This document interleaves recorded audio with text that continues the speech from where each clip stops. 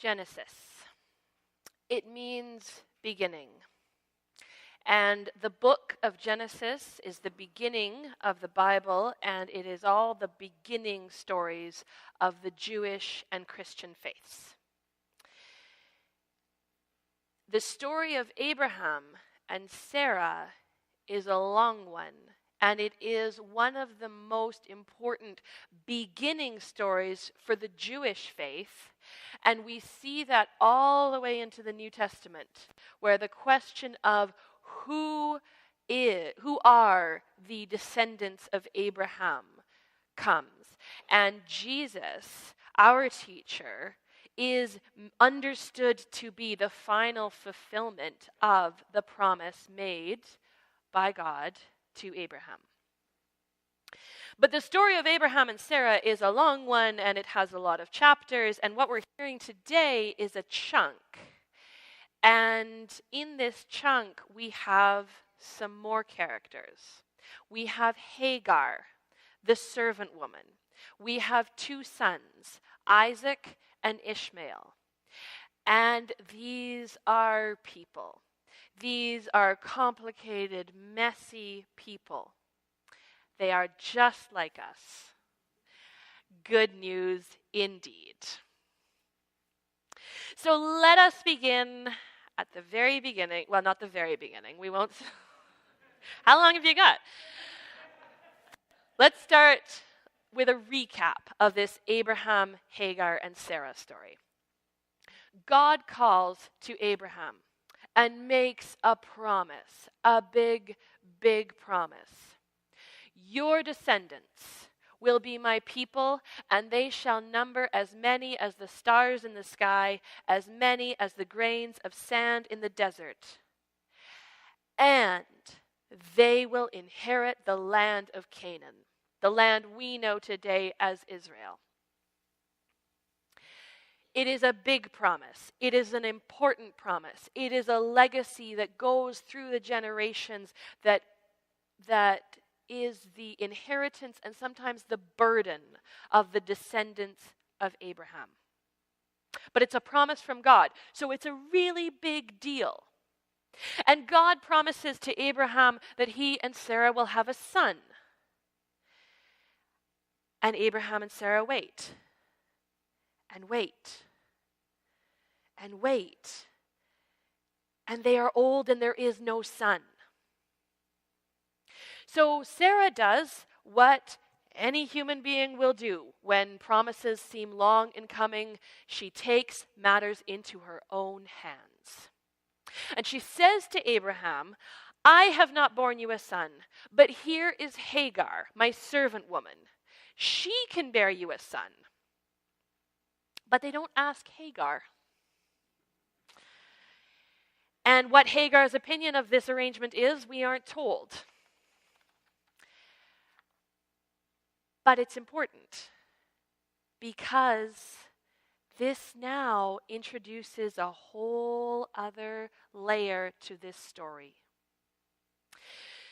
Now, this arrangement of surrogate children by a second wife or by a servant girl, this was not uncommon. In fact, it comes up again later in the Bible. The father of Joseph, Jacob, he has 12 sons by 4 different women. So clearly the Bible is not always exemplary, just in case we were wondering. But here, in this case, Hagar does bear a son, and he is called Ishmael. And this probably brings in as many problems as solutions, because yes, now Abraham and Sarah have a son, but he is the son of Hagar. He's the son of an Egyptian woman, of a foreigner, of a servant. She is another race, she is another class. And then, because God does not forget God's promises, Sarah bears a son and names him Isaac. And he grows, and he is weaned, and they celebrate. And that is where our story begins today. 2 mothers, 2 sons, 1 big promise. So Sarah gets worried because Ishmael, the older son, the son of Hagar, Ishmael would, according to the law of the day, inherit the promise. He would inherit everything that was Abraham's to begin with, but God has also promised Abraham a legacy of numerous descendants and inheriting the land of Canaan. So there is a lot at stake. And Sarah gets scared. Ishmael and Hagar are complicating things. Ishmael might get the inheritance. So like any of us, when we are confronted with problems, Sarah wants the problem gone. So she says to Abraham, get rid of them.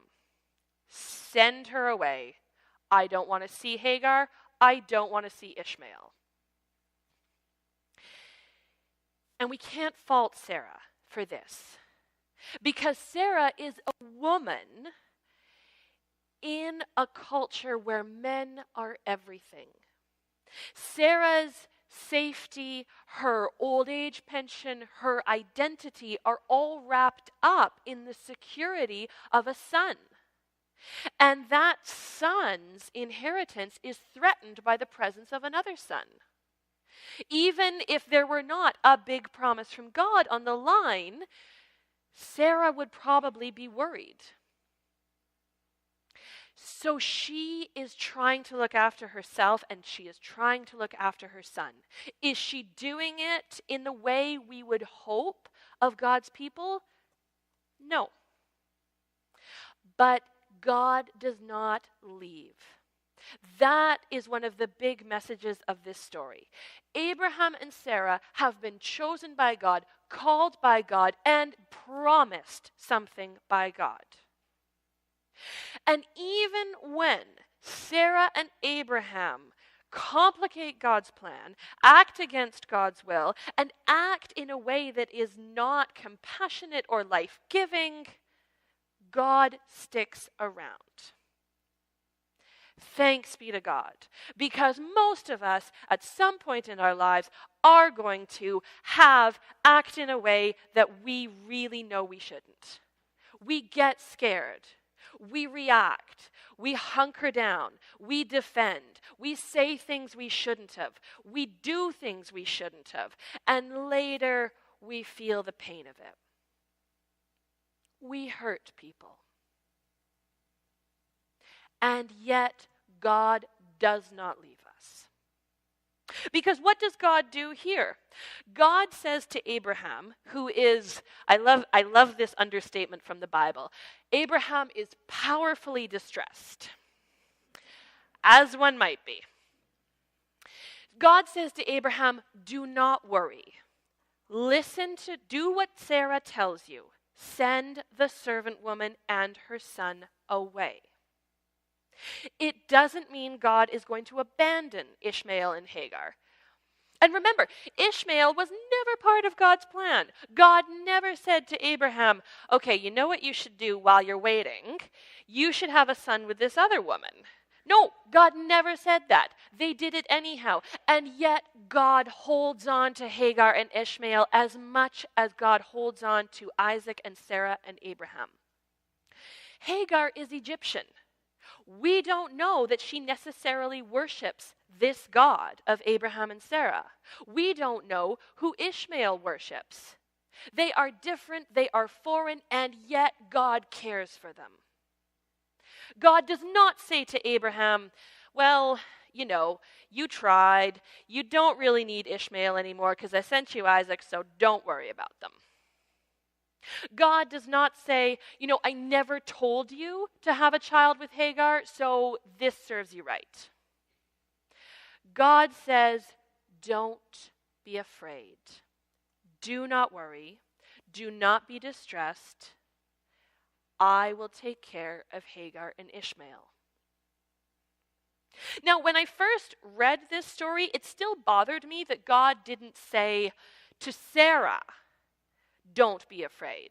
That God didn't say, Sarah, your son will still inherit, and let Hagar stay. God still lets Hagar feel the pain and the fear of banishment. But something that somebody else said to me a few months ago made me wonder whether God is acting out of realism almost. Whether God knows that Sarah won't be able to hear.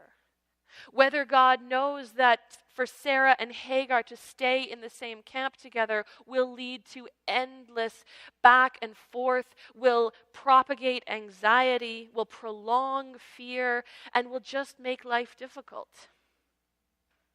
I don't know. The Bible doesn't tell us. And so when we are working with stories from the Bible, really a lot of how we understand it is our best guess.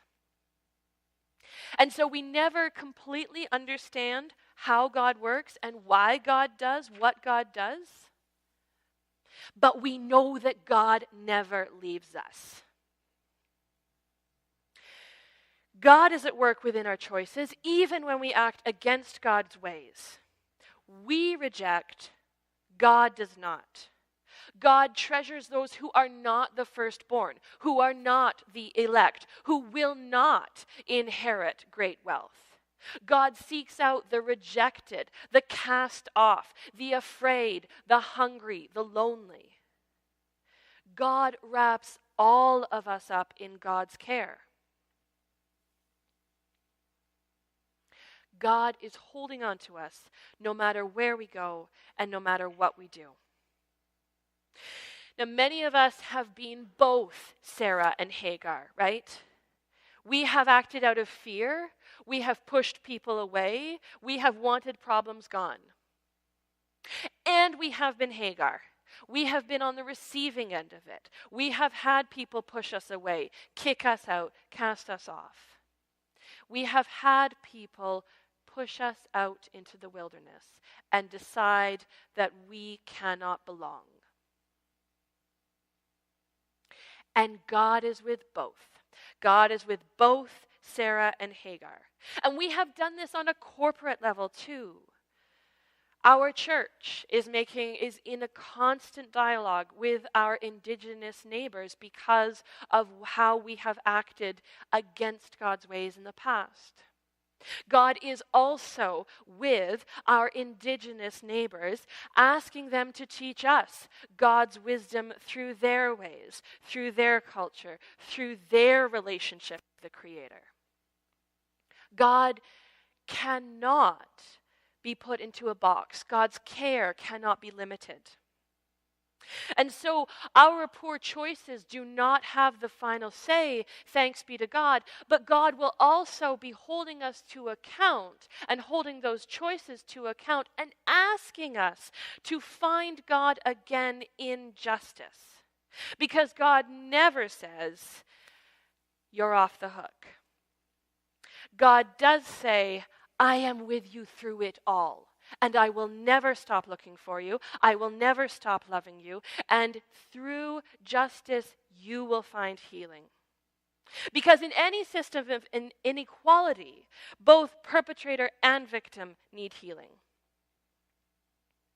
Sarah does not get much airtime in the rest of this story. We do not know whether she eventually regretted her actions.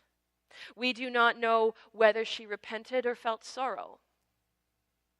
We do know that God never left her or Abraham. So being close to God will not guarantee an easy life. In fact, I am guessing that many of Abraham's family would say to us that being chosen by God is not necessarily a consummation devoutly to be wished. It will bring as many challenges and headaches and heartbreaks as it will joys and blessings. But God will never, never let us go, will never let us go beyond God's reach, and will always keep God's promises. That is a promise that God makes through God's actions. I have made you promises. I will keep my promises even when you stray from the path. So whether we are afraid and lashing out like Sarah, Whether we are rejected and lost like Hagar, we know that God is with us.